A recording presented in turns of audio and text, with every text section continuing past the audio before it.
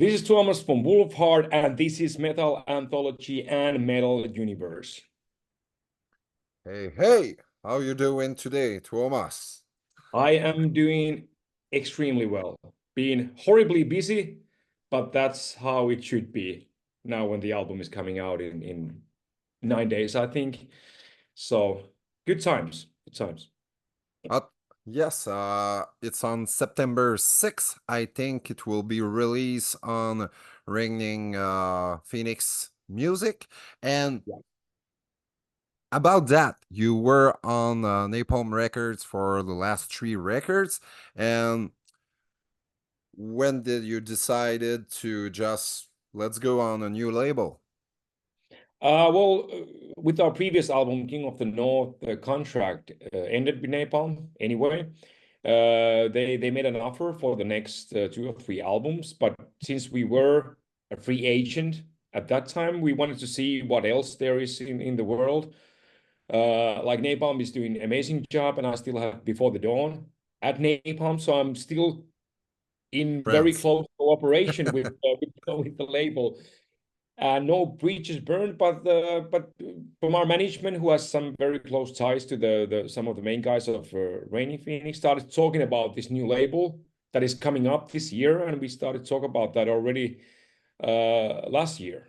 So we were like very excited to hear more because these kind of things happen very rarely. That a new huge label comes into the business with the huge bands and yeah, it was very interesting from the beginning, and we got an offer from them also, and it was just like having all the options on the table. They were the best. That's as simple as it is. So that's a new adventure. And for how many albums have you signed? Is just one album deal and you will see after, or there's already a contract for more than one album? There's always an option, like in every deal that we do. So yeah, I think like this one option deals would be way too risky for both. That there's a saying in Finland that like you poke the ice with the stick, which means that you are just like testing out if it holds your weight, or are you gonna go through the ice on the lake. I think like this just simple one album deals would be just poking the ice with the stick. Like nobody would fully invest, not the band Yeah, or the lake. You would just see how things go, but that's not the way you make any like progress in the music business. You either go all in or you don't. So yeah. that's the way I'm playing poker also. So That's why I sure. don't play poker. You're always all in. Yeah, well, I'm always all out. That's like a Oh, that's nice. The new album is called Draconian Darkness, and I've been listening to it 4 times already. And I have to say, it's the shortest album yet, but it's not, I'm not saying that in a wrong way at all. It's close to 40 minutes. It's good stuff, no fillers. I'd say it's a riffy album, a lot of great riffs in there, a lot of great soloing as well by Vagilis Zarkis. It's a There's a darker tone into the soloing. I find it very interesting. There's orchestral elements, not too many. It's just the good amount. I think sometimes bands will go for orchestral. It's maybe too much and you don't hear the riffs as well. And I like the fact that it's a straightforward album with some little twists. It's the DNA of Wolfheart. There's no surprises at all. You get what you're in for. uh, what was this songwriting process different from the others, and uh, were you alone writing all this material, or other members had their say in some songs, some parts? I'll let you go on that. the songwriting goes the way it's been from the very beginning. I write the core of the songs, the basic arrangements, and do the demos, and then I send it out to the guys to give their opinion. And then Vacheli starts to do work with the solos. Jonas adds his layer with the drum arrangements and stuff like that. We start working together with the vocals of Lauri and Vangelis. And it's always the same with the vocals. They bring their ideas and we work from them. I don't do clean vocals. I don't do any melodic vocals. So it's not my place to write vocal parts to anybody else. I would bet because my sense of melodies comes from guitar or piano. I'm not a vocalist, so I wouldn't be able to work on a full range of a human voice because that's not my instrument. I'm not familiar with that. So I think it's better for the results to have more input as possible from the other guys, like genuine input, that they just make their demos with the vocals and bring all the ideas that they can on the table, and then we work from that point. Not that I tell like here comes Lauri's vocals and here Vangelis do the shouting and stuff like that, because it's human voice is very personal instrument also. Like if you don't let that person to do his own thing, then why would you have his voice on the album to begin with? It's not just a tool, it's his voice. So he should be able to bring his melodies and his ideas for the songs that he performs with his own voice. I have to agree. And who's better to know his own voice than the person itself? And Exactly. he knows where he can go. And with the first song on the album, there's a clean vocal chorus, and I thought it was quite different from what we were used. It's way more catchy in the song Ancient Cold. And I was like, at first, oh shit, are they going very commercial at first? But at the same time, when you listen to the whole album, yes, that chorus stands out as the most catchy one, but there's so many growl vocals also, a little bit of clean vocals all overall, not in every song. Yeah, and it's just like I said, like that was Laura came up with the main idea for the vocal line.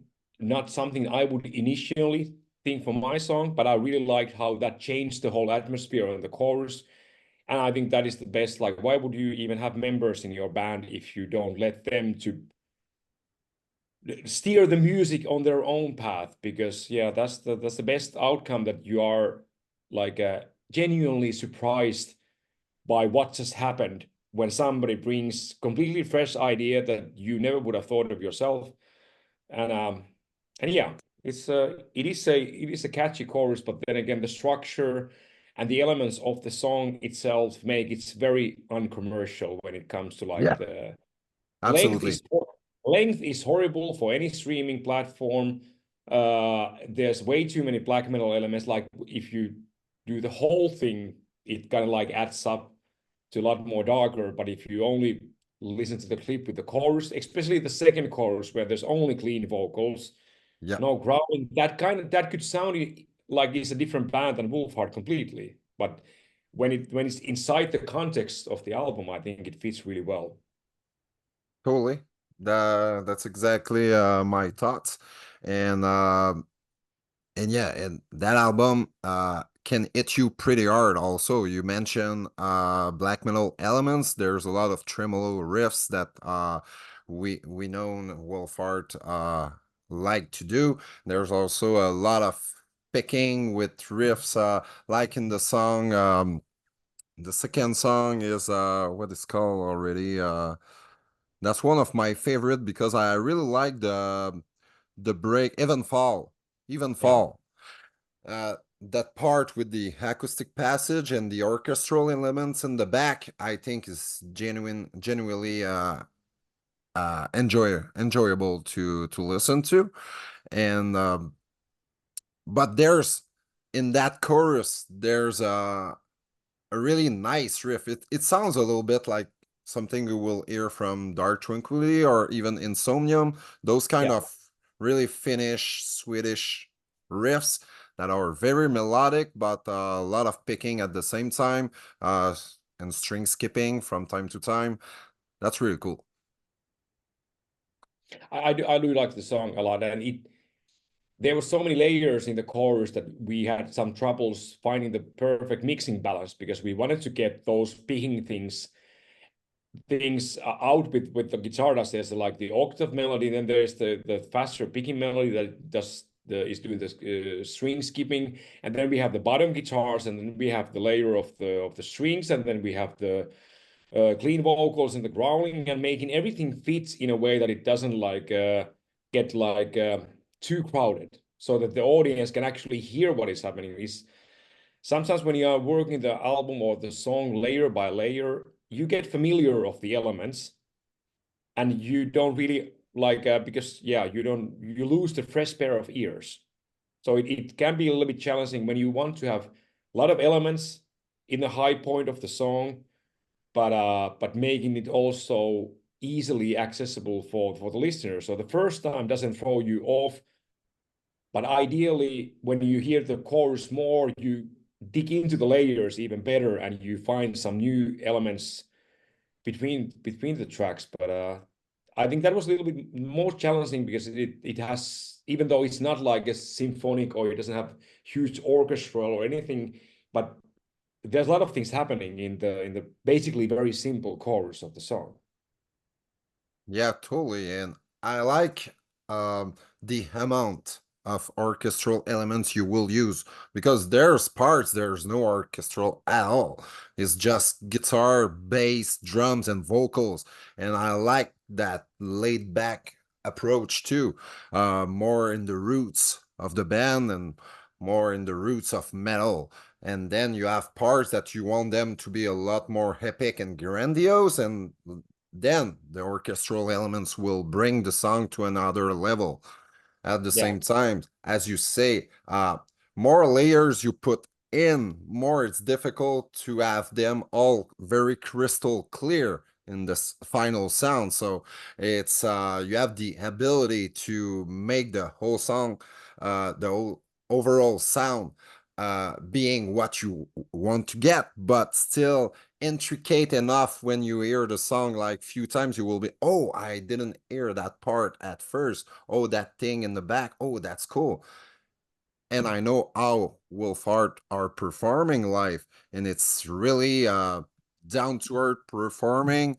The visual are exceptional. I have to say, I was a fan of Wolfheart, but since I have seen the band 3 times, like in North America, like I think your last tour, and then on the 70,000 Tons of Metal. And since then, I'm way more a fan than I was, because you can really bring the sound you have on the album into a live version that is very cohesive, and you hear everything, every little details are performed live, almost. That is something we have worked quite hard, because that's what annoys me with a lot of live bands. That it's a different. Sometimes it feels that it's a different band on the Yeah, stage. It's on the album, and of course, live situation is a different energy. There's everything is different. It should be, but still, you should get the same musical and audio response that you get from the album. Like if it's less than you are accustomed to hear when you listen to the band on your headphones, that's then there's something wrong with the performance or the preparation or how they are executing the song, or they are just doing too much in the studio, because you can just yeah, pump the song completely full, and then you are like facing a mission impossible, that you are going to do a tour, and you all the versions of your songs live are going to be like one or two notches less for the audience, and that's not good in long run for your career. If people already know to expect that this album is massive and the gigs are going to be okay, it's like and that's not the way you're going to win more fans on the tours either, because you need to be able to basically compete with the, even though if you are an opener, you need to be able to compete with the headliner. And yeah. if you are doing something less than you are showing on your Spotify or YouTube videos, then it's easily going to be a problem for the future of the band. And yeah, there's a lot of bands that the sound on the studio albums is very large, and then you during the show they can replicate all that. So they are like there's a decision to make. Are we using a lot of backtracks to bring all those elements like on the album, or it's that a more like another version of those songs that is way less bombastic, but at least people know that everything is played on stage. That's a Yeah. decision to make as a band. But then again, that is a good argument. But then again, like anyway, the band is playing themselves what they are playing in the studio. Like that, I hear a lot of complaints about, or see a lot of complaints online about like some people are totally against using backing tracks, and some people are totally in for that.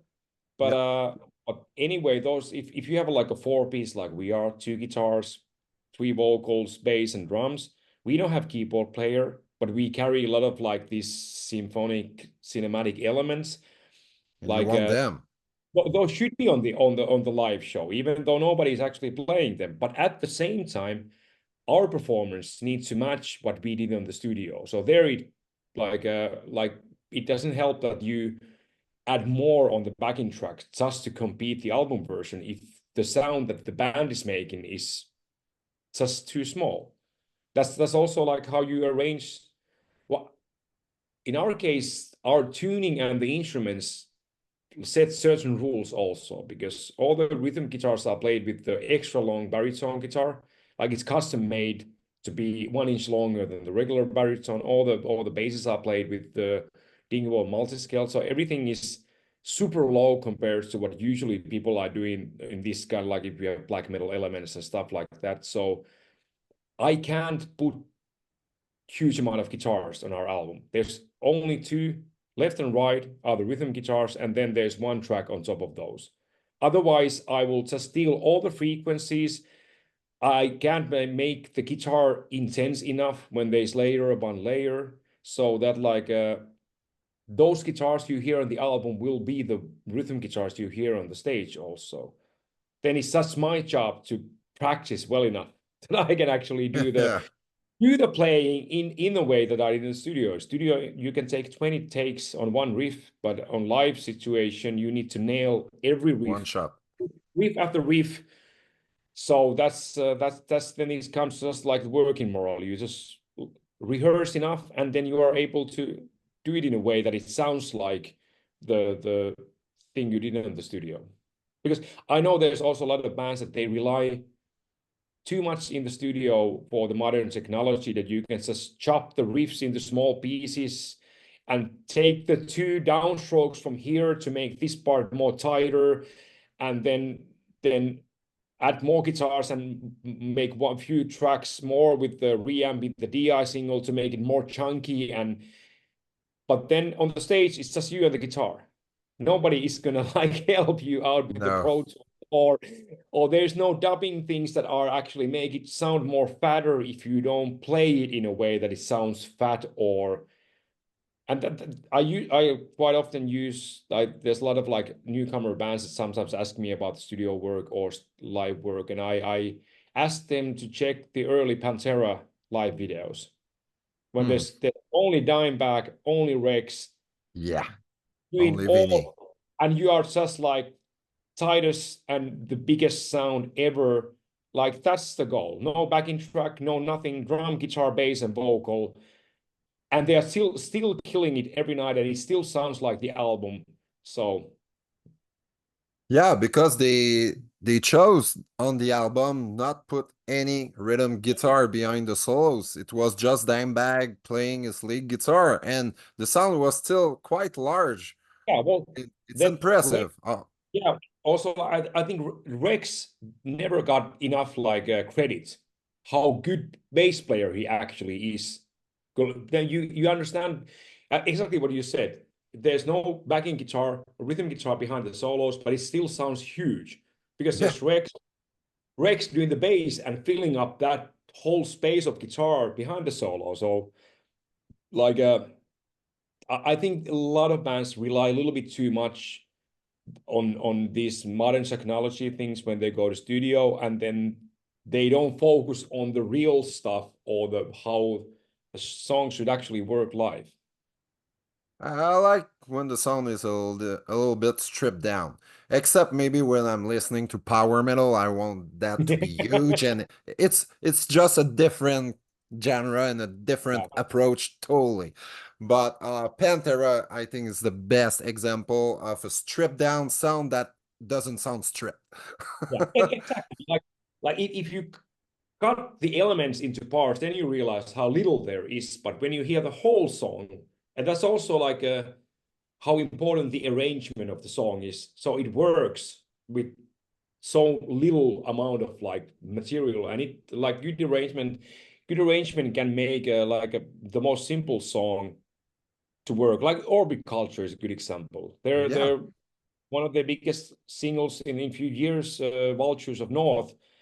That's basically two riffs and mainly one chord. It's just rhythmics. It's not even like riffs in a way that there's a lot of chords and things happening. It's just the correlation of the drums, the rhythm of the rhythm guitar and the vocals, and it still makes an amazing song because the arrangement is so good. yeah, the mixing on their album is it's really nice, and live they are reproducing that really well. I've seen them was really good and was better live than on the albums, I think. Uh, Talking about other bands, other musicians, what are the bands lately that you are listening? All or new stuff, but bands that you're still listening and get excited about their sound. Mm, well, the latest two albums of Catatonia has been really big positive surprises because there was like this middle, like the past two albums before those didn't really do anything for me. I did like their early stuff a lot. Oh, me too. Uh, The 90s stuff.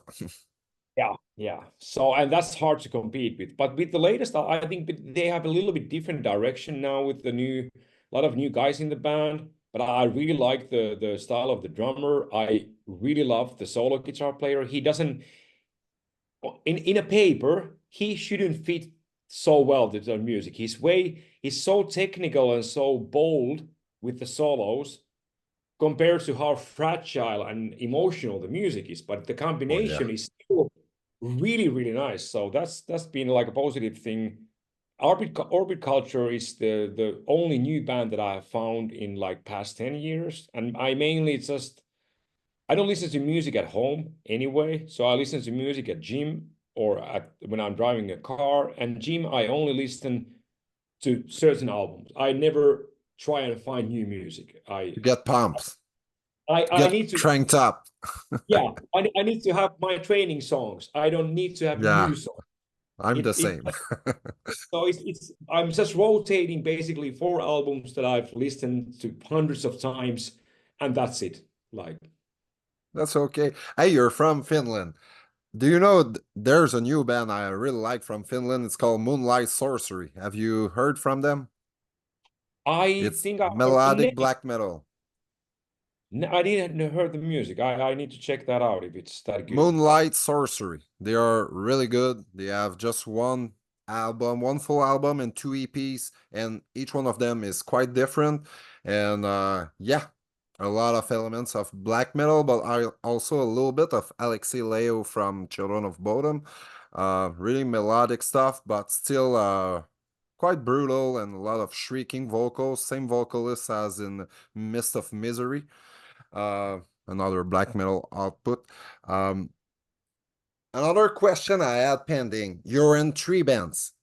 Yeah. Uh, you're uh, you're touring a lot with Wolfheart and lately with Before the Down that has been reactivated 3 years ago, something like that. A new album in 2022, or yeah, I think 2022. Um, and you were working as a gardener. Are you still doing that? And what's a casual week for you? Now it's completely different. I'm living like this new period of life because yeah, I was a gardener and landscaper for 25 years. So Oh I wow. was always doing the touring and the albums and the festival around that job. So that filled all my weeks. And that was one of the reasons why I wrote all the music during the winter, because summer I was full booked with work. So, and I had like a 4 months of complete vacation on the winter. So I had like very steady like routines with the because of the work. But now this is my second year that I'm fully focusing on music. Now it's possible. I know it's not gonna last forever, so I wanna enjoy and do as much things I can while I'm still young. Yeah, I feel time young. flies. I know exactly how old I am, but as long as I don't feel Yeah. that way, all is good. So now it's completely different. I focus a lot more on the training, like gym and also like this like aerobic training that I didn't used to like, but that's my part of my morning routine. A lot of more training with the drums and the bat training. That's what I basically do every morning if I can. A lot more just focusing on playing and studio work in general. So I it's more relaxed to be creative because it's not that I just used to go like that. I'm working 250 hours per month, and then I know there's one free weekend, and I try to push all the studio work for that, and it's just like competing against time. But now I can just have like this steady motion with getting better as a musician, getting better condition in general, and just write as much music that I can. And you're writing a lot of stuff. And Wolfheart, seven albums in like 11 years of existence. It's quite a lot when you know that there's just one guy writing all the core of the songs. First album, it was all you by Yeah. yourself. And yeah, and you write other stuff for Before the Down, and also your other band Down of Solace that you've been releasing new material also lately. So yeah, quite busy schedule. But it's not that busy. Like it seems busy, but I never have this relaxed like a regular daily schedules and rhythms that I've been. This is the first time in my like at least in the past 20 years that I'm able to sleep 8 hours a night. That's like Oh, I have like a this that's good. this like a ring that I keep in my finger during the night so I can track my sleep and how Yeah, much percentage I get deep sleep and stuff like that. So I can like I in general I can feel so much better when I'm not completely stressed out and pushing just against deadlines constantly and trying to sleep few hours here and there and get some work done between the tours and stuff like that. So to me, it seems very chill out. And when I get an idea, I make a song, then I book a studio, we record the song, then I go back to gym training and stuff like that. Again, when I have an idea, I write the song down, we do a demo. It's just to me, it's super relaxed at the moment, of course. But when I do this on weekly rotation, that can easily bring 20 or 30 songs in a year. that's awesome. It's so tough to just bring one. When you try to compose music, I play guitar and it's tough, really tough to have one good song. You can have a good riff, another good riff, oh, a little part of solo, a lead, but to bring everything that makes sense together, all together, it's quite difficult. When you never tried, you can't absolutely know. You can't know until you trying. So Yeah. you have a really healthy routine, I see. It is because yeah, I'm getting older. I already told I don't feel my age, but my body knows exactly how old I am. So I need more time to recover if I want to get faster with the drums, if I gonna get stronger at the gym or keep the strength level. I need to eat better. I need to sleep better. It's just I it's a race against time. There's only certain things I can do, and now it's mainly like keeping myself in a good place so I can do the things that I love to do. So, but what you mentioned about the hard thing writing the song, what really opened up so many doors for me is when I started playing drums when I was 15. Because then when I get stuck with the riff or the idea, I usually my head jumps into the drums, like what would be the next pattern with the drums that would drive the song forward, and then I get the drum pattern in my head, and then it's so much easier to add the guitars and the drums because it's not a blank page.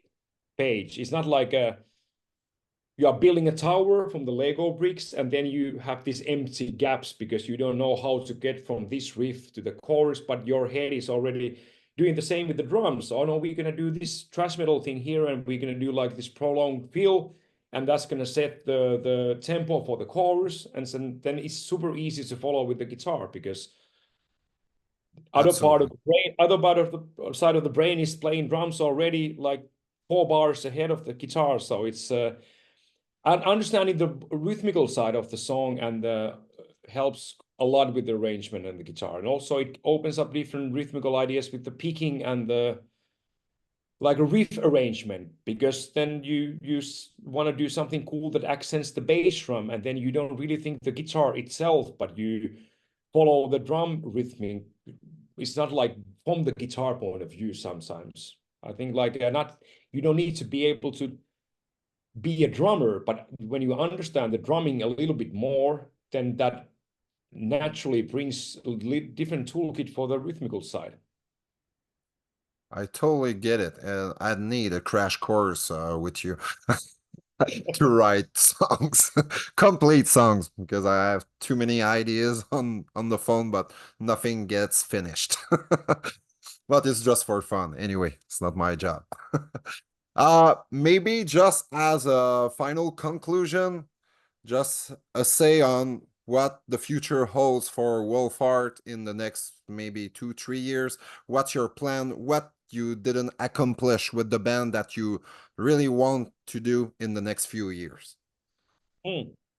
Well, now we are focusing fully on touring. We do the Finnish tour in September, no European tour in November. Then we already have the plans on the table for the North American tour for February or March, which we are hoping to lock down as fast as possible. And then another European tour, festivals for the summer. That's at the moment, I'm planning only like 1 year ahead because 2 times already the world got fucked up. First the COVID, and then the Ukraine, Russia crisis that Yeah. fucked the whole Europe. So it's now it's a little bit easier to go 12 months in ahead because yeah, Yeah, truly, you don't know what shit is going to happen in the yeah. future. Yeah. What I mainly hope, there's been some like stressful things inside the band. We were uncertain if our drummer Jonas is able to play with us again. He was off from the touring for 10 months almost. He had some lower back issues, which Oh, can be very bad for a drummer, and that was affecting also some nerves on the left leg, which again affects quite heavily when you are a metal drummer.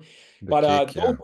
those got solved, and now he's back touring with us. We are flying tomorrow to Germany to play a festival. So what I wish most is that we are able to continue with no global crisis for the at least past like next 2 years, with no curveballs from the politics or wars or pandemics or anything, and just be able to enjoy fully what we do as a band and travel and tour. Just do cool things and enjoy, because eventually we are gonna die. So Yeah, the yeah. more fun we get to have, the better the life is gonna be. So Totally. You have to take advantage of every single day and yeah, live the present moment, but have at the same time a big picture of what you want to accomplish in the future. But we never know what will happen, and some of the things we cannot control, so fuck those shit. yeah. Hey, thank you so much. It was so interesting. I will talk to you for hours, but I know that there's another one The who's next one knocking on the coming, yeah. door. So I will close that on that. Have a big success with this new album. I think it sounds great. It sounds Wolfheart totally, and it's a banger. It's the kind of album you can go through the album and push play again. Totally. Awesome. Thank you. Thank you, Thomas. See you later.